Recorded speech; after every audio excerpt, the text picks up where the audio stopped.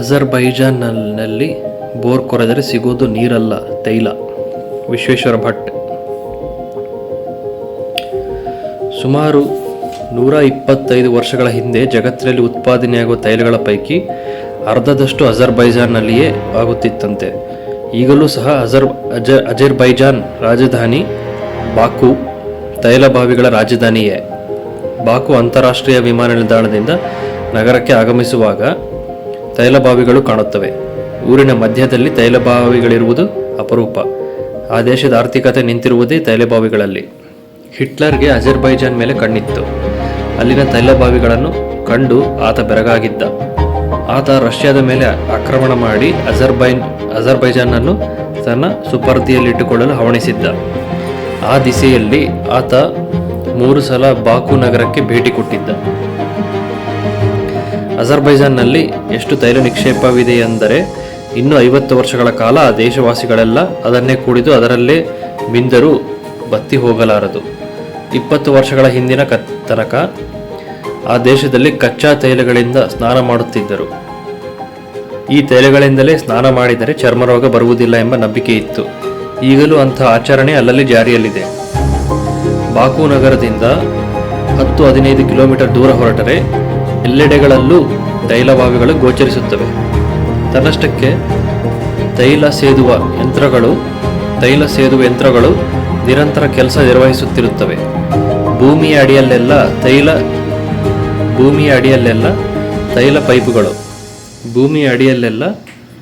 ತೈಲ ಪೈಪುಗಳು. ಅಜರ್ಬೈಜಾನ್ ಪಾಲಿಗೆ ತೈಲಗಳೆಂದರೆ ಜೀವದ್ರವ್ಯ ಅಥವಾ ಲಿಕ್ವಿಡ್ ಗೋಲ್ಡ್. ಅಜರ್ಬೈಜಾನ್ನಲ್ಲಿ ಒಂದು ಕಾಲಕ್ಕೆ ತೈಲ ಹಾಗೂ ನೈಸರ್ಗಿಕ ಅನಿಲಗಳು ಭೂಮಿಯಿಂದ ಹೊರಸೂಸುತ್ತಿದ್ದವಂತೆ. ಬಾಕು ನಗರದಿಂದ ಸುಮಾರು 50 ಕಿಲೋಮೀಟರ್ ದೂರದಲ್ಲಿ ಎನರದಾಗ ಎಂಬಲ್ಲಿ ಬರ್ನಿಂಗ್ ಮೌಂಟನ್ ಹೊತ್ತೆರಿಯುವ ಪರ್ವತ ಎಂಬ ಗುಡ್ಡವಿದೆ. ಅಲ್ಲಿ ಕಲ್ಲುಗಳ ಸಂಧಿ ಪಡಕಲ್ಲಿನಲ್ಲಿ ನೈಸರ್ಗಿಕ ಅನಿಲ ಜಿನುಗುತ್ತವೆ. 100 ವರ್ಷಗಳಿಂದ ಆ ಗುಡ್ಡದಲ್ಲಿ ಬೆಂಕಿ ಉರಿಯುತ್ತಲೇ ಇದೆ. ಮಳೆ ಬರಲಿ ಚಳಿ ಬರಲಿ ಈ ಬೆಂಕಿ ಮಾತ್ರ ನಂದುವುದಿಲ್ಲ. ಪ್ರತಿದಿನ 100 ಒಲೆಗಳನ್ನಿಡುವಷ್ಟು ಅಥವಾ ಗ್ಯಾಸ್ ಸ್ಟವ್ ಬೆಂಕಿ ಭೂಮಿಯಿಂದ ಬರುತ್ತಲೇ ಇರುತ್ತದೆ. 50 ವರ್ಷಗಳ ಹಿಂದಿನವರೆಗೆ ಆ ಗುಡ್ಡದ ತುದಿಯೆಲ್ಲ ಬೆಂಕಿಯಿಂದಲೇ ಉರಿಯುತ್ತಿತ್ತಂತೆ. ಈಗ ಗುಡ್ಡದ ಒಂದು ಪಾರ್ಶ್ವದಲ್ಲಿ ಮಾತ್ರ ಅನಿಲ ಹೊರಸೂಸುವುದರಿಂದ ಬೆಂಕಿ ಹುರಿಯುತ್ತಿದೆ. ಬಾಕು ನಗರ ಹಾಗೂ ಅದರ ಸುತ್ತಮುತ್ತಲಿನ 100 ಕಿಲೋಮೀಟರ್ ದೂರದಲ್ಲಿ 50 ಅಡಿಗಿಂತ ಹೆಚ್ಚು ಅಗೆಯಲು ಅನುಮತಿ ಬೇಕು. 10 ಅಡಿ ಅಗೆದರೆ ತೈಲ ನಿಕ್ಷೇಪ ಸಿಗಲೂಬಹುದು. ನೀರಿಗಾಗಿ ಬೋರ್ವೆಲ್ ಕೊರೆದರೆ ನೀರು ಸಿಗುವುದೋ ಇಲ್ಲವೋ, ಆದರೆ ತೈಲವಂತೂ ಸಿಕ್ಕೇ ಸಿಗುತ್ತದೆ. ಅಂದಹಾಗೆ ಆ ದೇಶದಲ್ಲಿ ಪ್ರತಿ ದಿವಸ 9 ಲಕ್ಷ ಬ್ಯಾರಲ್ ತೈಲ ಹಾಗೂ ಪ್ರತಿ ವರ್ಷ 29 ಶತಕೋಟಿ ಕ್ಯೂಬಿಕ್ ಮೀಟರ್ ಗ್ಯಾಸ್ ಅನ್ನು ಉತ್ಪಾದಿಸಲಾಗುತ್ತಿದೆ. ಅಜರ್ಬೈಜಾನ್ ಅನ್ನು ತೈಲೋದ್ಯಮದ ಕಾಶಿ ಎಂದು ಕರೆಯುವುದು ಈ ಕಾರಣಕ್ಕೆ. ಆ ದೇಶದ GDPಯು 95% ತೈಲ ಹಾಗೂ ಅನಿಲವನ್ನು ಅವಲಂಬಿಸಿದೆ. ಅಲ್ಲದೆ ಆ ದೇಶ ಅಷ್ಟು ಆಧುನಿಕವಾಗಿ ವೈಭವದಿಂದ ಸಮೃದ್ಧವಾಗಿ ಕಾಣಲು ಈ ತೈಲಬಾವಿ ಹಾಗೂ ಅನಿಲಗಳೇ ಕಾರಣ. ಅಜರ್ಬೈಜಾನ್ನಲ್ಲಿ ತೈಲಬಾವಿಗಳೆಲ್ಲ ಬತ್ತಿ ಹೋದರೆ ಅದರ ಕತೆ ಮುಗಿದಂತೆ. ಅಷ್ಟರ ಮಟ್ಟಿಗೆ ಆ ದೇಶ ತೈಲವನ್ನು ಆಧರಿಸಿದೆ. ಜಗತ್ತಿನ ಪ್ರಮುಖ ತೈಲ ರಾಷ್ಟ್ರಗಳ ಒಡಲಲ್ಲಿರುವ ತೈಲ ಹಾಗೂ ಅನಿಲ ಖಾಲಿಯಾದರೂ ಅಜರ್ಬೈಜಾನ್ ಖಾಲಿಯಾಗುವುದಿಲ್ಲವಂತೆ. ಇದೊಂದೇ ಕಾರಣದಿಂದ ಎಲ್ಲರೂ ಈ ದೇಶದಲ್ಲಿ ಬಂಡವಾಳ ಹೂಡಲು ಮುಂದೆ ಬರುತ್ತಿದ್ದಾರೆ. ಮುಂದಿನ 10 ವರ್ಷಗಳಲ್ಲಿ ಆ ದೇಶ ದುಬೈ, ಅಬುಧಾಬಿ ಕಣ್ಣು ಕುಕ್ಕಿ ಮುಂದೆ ಹೋದರೂ ಆಶ್ಚರ್ಯವಿಲ್ಲ. ದಂತ ಪ್ರವಾಸೋದ್ಯಮ ಡೆಂಟಲ್ ಟೂರಿಸಂ ಎಂಬ ಪ್ರವಾಸೋದ್ಯಮ ಪ್ರಕಾರವೆಂಬುದು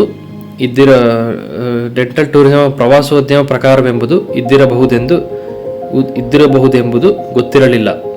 ಮೊನ್ನೆ ಅಜರ್ಬೈಜಾನ್ ರಾಜಧಾನಿ ಬಾಕುಗೆ ಹೋದಾಗಲೇ ಅಂಥದ್ದೊಂದು ಪ್ರವಾಸೋದ್ಯಮವಿರುವುದು ಗೊತ್ತಾಗಿತ್ತು. ಒಂದು ವಾರ ಕಾಲ ನಮ್ಮ ಜೊತೆಗಿದ್ದ ಸ್ಥಳೀಯ ಗೈಡ್ ಯೂಸುಫ್ ಮಾತಿನ ಮಧ್ಯೆ ನಮ್ಮ ದೇಶ ಡೆಂಟಲ್ ಟೂರಿಸಂಗೆ ಬಹಳ ಪ್ರಸಿದ್ಧ ಎಂದ. ಕೇರಳದಲ್ಲಿ ಹೆಲ್ತ್ ಟೂರಿಸಂ, ಆಯುರ್ವೇದ ಟೂರಿಸಂ ಬಗ್ಗೆ ಕೇಳಿದ್ದೆ, ಆದರೆ ಡೆಂಟಲ್ ಟೂರಿಸಂ ಬಗ್ಗೆ ಮಾತ್ರ ಕೇಳಿರಲಿಲ್ಲ. ಆದರೆ ಬಾಕು ನಗರದಲ್ಲಿ ಅಲ್ಲಿನ ಸ್ಥಳೀಯರೊಂದಿಗೆ ಮಾತನಾಡುವಾಗ ಅವರ ಹೊಳೆಯುವ ಹಲ್ಲುಗಳು ಗೋಚರಿಸುತ್ತಿದ್ದವು. 3-4 ಜನರೊಂದಿಗೆ ಮಾತನಾಡಿದ ನಂತರ ಅವರೆಲ್ಲರ ಹಲ್ಲುಗಳು ಅದೇ ರೀತಿ ಇರುವುದನ್ನು ನೋಡಿ ಕುತೂಹಲ ತಡೆಯಲಾರದೆ ಆ ಬಗ್ಗೆ ಒಬ್ಬರನ್ನು ಕೇಳಿದೆ. ಅದಕ್ಕೆ ಆತ, ನಮ್ಮ ದೇಶದಲ್ಲಿ ಸಾಮಾನ್ಯವಾಗಿ ಪ್ರತಿಯೊಬ್ಬರಿಗೂ ಹಲ್ಲಿನ ಸಮಸ್ಯೆ ಇದೆ. ಅವರೆಲ್ಲರೂ ಬಂಗಾರದ ಬಣ್ಣದ ಹಲ್ಲನ್ನು ಕಟ್ಟಿಸಿಕೊಂಡಿರುವುದನ್ನು ನೀವು ಗಮನಿಸಬಹುದು ಎಂದು ಹೇಳಿದ. ಇದಾದ ಬಳಿಕ ಅಲ್ಲಿನ ಸ್ಥಳೀಯರೊಂದಿಗೆ ಮಾತನಾಡುವಾಗ ನನ್ನ ಗಮನವೆಲ್ಲ ಅವರ ಹಲ್ಲಿನೆಡೆಗೆ ಹೋಗುತ್ತಿತ್ತು. ಸಾಮಾನ್ಯವಾಗಿ ಎಲ್ಲರ ಬಾಯಲ್ಲೂ ಹೊಳೆವ ಹಲ್ಲುಗಳು, ಕೆಲವರಂತೂ 3-4 ಬಂಗಾರದ ಬಣ್ಣದ ಹಲ್ಲುಗಳನ್ನು ಕಟ್ಟಿಸಿಕೊಂಡಿರುವುದು ಪತ್ತೆಯಾಯಿತು. ಈಗ ಅದೊಂದು ಫ್ಯಾಷನ್ ಎಂಬ ರೀತಿಯಲ್ಲಿ ಬೆಳೆದಿದೆ. ಹಲ್ಲು ಹುಳುಕಾಗದವರು ಬಣ್ಣದ ಹಲ್ಲುಗಳನ್ನು ಕಟ್ಟಿಸಿಕೊಳ್ಳುವುದು ಫ್ಯಾಷನ್ ಆಗಿದೆ. ಈ ಸಂಗತಿಯ ಬಗ್ಗೆ ಯೂಸುಫ್ನನ್ನು ಕೇಳಿದಾಗ ಆತ ಡೆಂಟಲ್ ಟೂರಿಸಂ ಹೇಗೆ ಬಾಕು ನಗರದಲ್ಲಿ ಪ್ರಖ್ಯಾತವಾಗಿದೆ ಎಂಬುದನ್ನು ಹೇಳಿದ. ಟರ್ಕಿ, ಅರ್ಮೇನಿಯಾ, ಜಾರ್ಜಿಯಾ, ಇರಾನ್ ಮುಂತಾದ ಹೊರೆ ದೇಶಗಳಿಂದ ಅಜರ್ಬೈಜಾನ್ಗೆ ಹಲ್ಲುಗಳನ್ನು ಕೀಳಿಸಿಕೊಂಡು ಬಂಗಾರ ಬಣ್ಣದ ಹಲ್ಲುಗಳನ್ನು ಕಟ್ಟಿಸಿಕೊಳ್ಳಲು ಬರುತ್ತಾರಂತೆ. ದಂತಕ್ಷಯ ಸಮಸ್ಯೆ ಪರಿಹರಿಸಿಕೊಂಡ ನಂತರ ದೇಶ ನೋಡಿ ಹೋಗುತ್ತಾರಂತೆ. ದೇಶ ನೋಡಲು ಬಂದವರು ಈ ಸಂಗತಿ ತಿಳಿದುಕೊಂಡು ಬಂಗಾರದ ಬಣ್ಣದ ಹಲ್ಲುಗಳನ್ನು ಕಟ್ಟಿಸಿಕೊಂಡು ಹೋಗುತ್ತಾರಂತೆ. ಟ್ಯಾಕ್ಸಿ ಡ್ರೈವರ್ಗಳು, ನಿಮಗೆ ಹಲ್ಲಿನ ಸಮಸ್ಯೆ ಏನಾದರೂ ಇದ್ದರೆ ಹೇಳಿ, ನಮ್ಮ ದೇಶದಲ್ಲಿ ಒಳ್ಳೆಯ ಟ್ರೀಟ್ಮೆಂಟ್ ಸಿಗುತ್ತದೆ. ಹಲ್ಲು ಕಿತ್ತ ಜಾಗದಲ್ಲಿ ಗ್ಯಾಪ್ ಇದ್ದರೆ ಹೇಳಿ, ಬಂಗಾರದ ಬಣ್ಣದ ಹಲ್ಲುಗಳನ್ನು ಕಟ್ಟಿಸಿಕೊಳ್ಳಿ, ಒಳ್ಳೆಯ ವೈದ್ಯರ ಹತ್ತಿರ ಕರೆದುಕೊಂಡು ಹೋಗುತ್ತೇನೆ ಎಂದು ಹೇಳುತ್ತಾರೆ. ಕೆಲವರು ನಾವು ಕಟ್ಟಿಸಿಕೊಂಡ ದಂತ ಪಂಕ್ತಿಗಳನ್ನು ತೋರಿಸುತ್ತಾರೆ. ಕೆಲವರು ತಾವು ಕಟ್ಟಿಸಿಕೊಂಡ ದಂತ ಪಂಕ್ತಿಗಳನ್ನು ತೋರಿಸುತ್ತಾರೆ. ಬಾಕು ನಗರದಲ್ಲಿ ಪ್ರಖ್ಯಾತ ದಂತ ವೈದ್ಯರಿದ್ದಾರೆ. ಕಡಿಮೆ ಖರ್ಚಿನಲ್ಲಿ ನಿಮ್ಮ ದಂತ ಸಮಸ್ಯೆಗೆ ಪರಿಹಾರ ಕಂಡುಕೊಳ್ಳಬಾರದೇಕೆ ಎಂದು ತಾವೇ ವಕಾಲತ್ತು ವಹಿಸುತ್ತಾರೆ. ಕೆಲವರ ಹಲ್ಲುಗಳ ಬಣ್ಣ ಬಂಗಾರದಷ್ಟೇ ಅಲ್ಲ, ಅದು ನಿಜವಾಗಿಯೂ ಬಂಗಾರವೇ. ಬಾಕುಗೆ ಹಲ್ಲುಗಳನ್ನು ಕಟ್ಟಿಸಿಕೊಳ್ಳಲೆಂದೇ ಬರುತ್ತಾರೆ. ಅಷ್ಟೇ ಅಲ್ಲ, ಹಲ್ಲುಗಳ ಇಂಪ್ಲಾಂಟ್ಗೂ ಬಾಕು ಬಹಳ ಪ್ರಸಿದ್ಧ. ಆದರೆ ಸ್ಥಳೀಯರ ಆಕರ್ಷಕ ಹಲ್ಲುಗಳನ್ನು ನೋಡಿದರೆ ಎಂಥವರಿಗಾದರೂ ನಾವು ಅಂತಹ ಹಲ್ಲುಗಳನ್ನು ಹೊಂದಬೇಕೆಂದು ಆಸೆಯಂತೂ ಬರದೇ ಇರದು.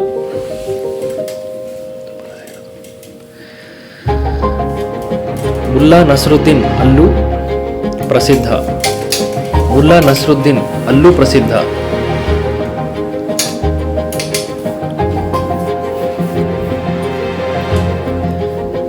ನಸರುದ್ದೀನ್ ನಸರುದ್ದೀನನ ಕತೆ ಹಾಸ್ಯ, ವ್ಯಂಗ್ಯ, ಚೋದ್ಯಗಳನ್ನು ಬಹಳ ರಸವತ್ತಾಗಿ ಹೇಳಿದವನು ಓಶೋ. ಅವರ ಪ್ರವಚನಗಳಲ್ಲಿ ಮುಲ್ಲಾನ ಹಾಸ್ಯ ಪ್ರಸಂಗಗಳನ್ನು ಅವರು ಪರಿಣಾಮಕಾರಿಯಾಗಿ ಬಳಸಿಕೊಳ್ಳುತ್ತಿದ್ದರು.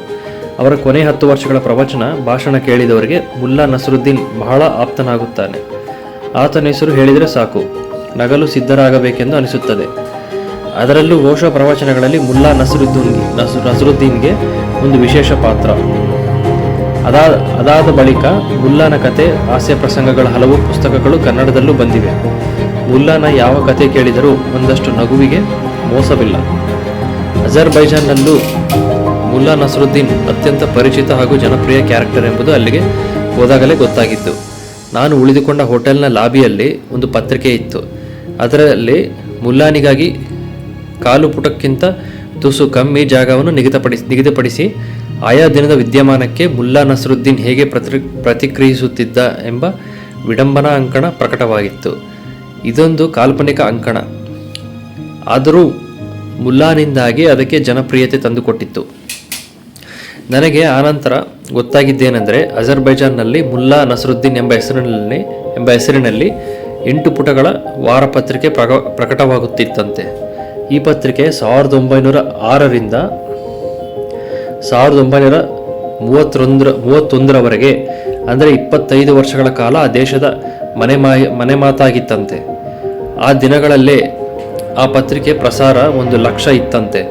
ಈ ಪತ್ರಿಕೆ ಪ್ರಭಾವ ಅದೆಷ್ಟಿತ್ತೆಂದರೆ, ಜಾರ್ಜಿಯಾ, ಅರ್ಮೇನಿಯಾ ಹಾಗೂ ಟರ್ಕಿಗಳಲ್ಲೂ ಅಲ್ಲಿನ ಸ್ಥಳೀಯ ಭಾಷೆಗಳಿಗೆ ಈ ಪತ್ರಿಕೆ ಅನುವಾದಗೊಂಡು ಪ್ರಕಟವಾಗುತ್ತಿತ್ತಂತೆ.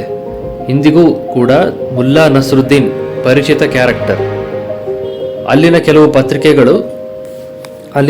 ಪತ್ರಿಕೆಗಳು ಮುಲ್ಲಾ ನಸ್ರುದ್ದೀನ್ದಲ್ಲಿ ಪ್ರಕಟವಾದ ಹಳೆಯ ಲೇಖನ, ಹಾಸ್ಯ, ವಿಡಂಬನೆಗಳನ್ನು ಈಗಲೂ ಪ್ರಕಟಿಸುತ್ತವೆ. ಇದು ಮೊನ್ನೆ ಹೋಟೆಲ್ ಲಾಬಿಯಲ್ಲಿ ಕುಳಿತು ಓದಿದ ಪತ್ರಿಕೆಯಲ್ಲಿ ಪ್ರಕಟವಾದ ಮುಲ್ಲಾ ನಸ್ರುದ್ದೀನ್ನ ಒಂದು ಹಾಸ್ಯ ಪ್ರಸಂಗ. ಅದಂತ ಹಲ್ಲು ನೋವು ಅಂದರೆ ಸತ್ತೇ ಹೋಗ್ತೀನಿ ಅಂತ ಮುಲ್ಲಾ ಭಾವಿಸಿದ. ಆ ಸಂದರ್ಭದಲ್ಲಿ ಆತನ ಸ್ನೇಹಿತ ಸಿಕ್ಕಿದ. ನಾನು ಸತ್ತೇ ಹೋಗ್ತೇನೆ ಅಂತ ಅನಿಸುತ್ತಿದೆ, ಏನಾದರೂ ಔಷಧವಿದೆಯಾ ಇದಕ್ಕೆ ಎಂದು ಮುಲ್ಲಾ ಕೇಳಿದ. ಹೌದಾ, ನೀನು ಏನು ಮಾಡಬೇಕು ಎಂಬುದನ್ನು ನಾನು ಹೇಳುತ್ತೇನೆ ಎಂದು ಸ್ನೇಹಿತ. ಬೇಗ ಹೇಳು, ನನಗೆ ನೋವು ತಡೆಯಲಾಗುತ್ತಿಲ್ಲ ಎಂದು ಮುಲ್ಲಾ ಅಲವತ್ತುಕೊಂಡ. ಮುಲ್ಲಾನನ್ನು ಸಮಾಧಾನ ಪಡಿಸುತ್ತಾ ಆತನ ಸ್ನೇಹಿತ ಹೇಳಿದ, ನನಗೆ ಅತೀವ ಹಲ್ಲು ನೋವು ಬಂದರೆ ನಾನು ಹೆಂಡತಿ ಬಳಿ ಓಡಿ ಹೋಗುತ್ತೇನೆ. ಅವಳು ನನ್ನನ್ನು ಹತ್ತಿರ ಕರೆದು ನನ್ನ ತೋಳಿನಿಂದ ಬರಸೆಳೆದು ತಬ್ಬಿಕೊಂಡು ಮುದ್ದು ಮಾಡುತ್ತಾಳೆ. ತನ್ನ ತೊಡೆಯ ಮೇಲೆ ನನ್ನ ಮುಖವಿರಿಸಿಕೊಂಡು ಸಾಂತ್ವನ ಆರೈಕೆ ಮಾಡುತ್ತಾಳೆ. ಅವಳ ಪ್ರೀತಿಯಲ್ಲಿ ನೋವು ಮರೆಯುವಂತೆ ಮಾಡುತ್ತಾಳೆ. 20 ನಿಮಿಷದೊಳಗೆ ಹಲ್ಲು ನೋವು ಮರೆತು ಹೋಗುತ್ತದೆ. ತನ್ನ ಸ್ನೇಹಿತನ ಮಾತುಗಳಿಂದ ಮುಲ್ಲಾನಿಗೆ ಅತೀವ ಆನಂದವಾಯಿತು. ಸ್ನೇಹಿತನನ್ನು ಅಭಿನಂದಿಸುತ್ತಾ ಮುಲ್ಲಾ ಹೇಳಿದ, ಸ್ನೇಹಿತ ಅಂದರೆ ಹೀಗಿರಬೇಕು. ಎಷ್ಟು ಬೇಗ ನನ್ನ ಹಲ್ಲು ನೋವಿಗೆ ಪರಿಹಾರ ಹೇಳಿಬಿಟ್ಟೆ. ಸರಿ, ನಾನು ಇನ್ನು ತಡ ಮಾಡುವುದಿಲ್ಲ, ಈಗಲೇ ಹೊರಡುತ್ತೇನೆ. ಅಂದ ಹಾಗೆ ನಿನ್ನ ಹೆಂಡತಿ ಈಗ ಮನೆಯಲ್ಲಿದ್ದಾಳೆ ತಾನೆ? ಮತ್ತೊಂದು ಪ್ರಸಂಗ. ಇದು ಮುಲ್ಲಾ ತನ್ನ ಬಗ್ಗೆ ಮಾಡಿಕೊಂಡ ಜೋಕು. ಗಂಡ ಹೆಂಡತಿ ಸಂಭಾಷಣೆ. ಹೆಂಡತಿ, 2 ತಾಸಿನಿಂದ ನೀವು ಮನೆಯಲ್ಲಿ ಇರಲಿಲ್ಲ, ಎಲ್ಲಿಗೆ ಹೋಗಿದ್ದೀರಿ? ಗಂಡ, ಮನೆಯ ಪಕ್ಕದಲ್ಲಿರುವ ಪೋಸ್ಟ್ ಆಫೀಸಿಗೆ ಹೋಗಿದ್ದೆ. ಹೆಂಡತಿ, ಮುಲ್ಲಾ ನಸ್ರುದ್ದೀನ್ ಸಿಕ್ಕಿದ್ದ, ಲೇಟ್ ಆಯಿತು. ಹೆಂಡತಿ, ಅವನು ಸಿಕ್ಕಿದ್ರೆ 2 ಗಂಟೆ ತಡವಾಗಬೇಕು, ನಿಜ ಹೇಳಿ. ಗಂಡ, ನಿನ್ನ ಹೆಂಡತಿ ಹೇಗಿದ್ದಾಳೆ ಅಂತ ಅಷ್ಟೇ ಕೇಳಿದೆ. ಆನಂತರ ಆತ ಹೇಳಿದ್ದೆಲ್ಲ ಕೇಳೋ ತನಕ ಇಷ್ಟು ತಡವಾಯಿತು. ಚೆಸ್ ಬರೀ ಆಟವಲ್ಲ. ಬಾಕು ನಗರದ ಉದ್ಯಾನಗಳಲ್ಲಿ ದೊಡ್ಡ ದೊಡ್ಡ ಚೆಸ್ ಬೋರ್ಡ್ಗಳು ಸಾಮಾನ್ಯ. ಸಾಯಂಕಾಲದ ಹೊತ್ತು ಜನ ಚೆಸ್ ಆಟದಲ್ಲಿ ತಲ್ಲೀನರಾಗಿರುತ್ತಾರೆ. ಅಂದಹಾಗೆ ಚೆಸ್ ಅಲ್ಲಿನ ಜನಪ್ರಿಯ ಆಟ. ಚೆಸ್ ಆಡಲು ಕನಿಷ್ಠ 2 ಬೇಕು ತಾನೆ? ಅಜರ್ಬೈಜಾನ್ನಲ್ಲಿ ಒಬ್ಬರೇ ಇದ್ದರೂ ಸಾಕು. ಕಂಪ್ಯೂಟರ್ ಜೊತೆಗೋ ಮೊಬೈಲ್ ಆ್ಯಪ್ ಜೊತೆಗೋ ಒಬ್ಬರೇ ಚೆಸ್ ಆಡುವುದು ಸಾಮಾನ್ಯ. ಕಣ್ಣಿಗೆ ಬಟ್ಟೆ ಕಟ್ಟಿಕೊಂಡು ಬ್ಲೈಂಡ್ ಫೋಲ್ಡ್ ಬಟ್ಟೆ ಕಟ್ಟಿಕೊಂಡು ಚೆಸ್ ಆಡುವುದು ಸಹ ಚಾಲ್ತಿಯಲ್ಲಿದೆ. ಚಿಕ್ಕಂದಿನಲ್ಲಿ ಮಕ್ಕಳಿಗೆ ಕಣ್ಣಿಗೆ ಬಟ್ಟೆ ಕಟ್ಟಿಯೇ ಚೆಸ್ ಆಟ ಪ್ರಾಕ್ಟೀಸು ಮಾಡಿಸುತ್ತಾರೆ. ಇದು ನೆನಪಿನ ಶಕ್ತಿ ವೃದ್ಧಿಗೆ ಸಹಾಯಕ. ಕೆಲವರು ಮನೆಯಲ್ಲಿ ಕಣ್ಣಿಗೆ ಬಟ್ಟೆ ಕಟ್ಟಿಕೊಂಡು ಬೇರೆ ಊರಿನಲ್ಲಿರುವವರ ಜೊತೆ ವಿಡಿಯೋ ಕಾನ್ಫರೆನ್ಸಿಂಗ್ನಲ್ಲಿ ಚೆಸ್ ಆಡುತ್ತಾರೆ. ಅಲ್ಲಿನ ಡಿಪಾರ್ಟ್ಮೆಂಟಲ್ ಸ್ಟೋರ್ಸ್ಗಳಲ್ಲಿ ಬ್ಲೈಂಡ್ ಫೋಲ್ಡ್ ಕರ್ಚೀಫು ಮಾರಾಟಕ್ಕೆ ಲಭ್ಯ.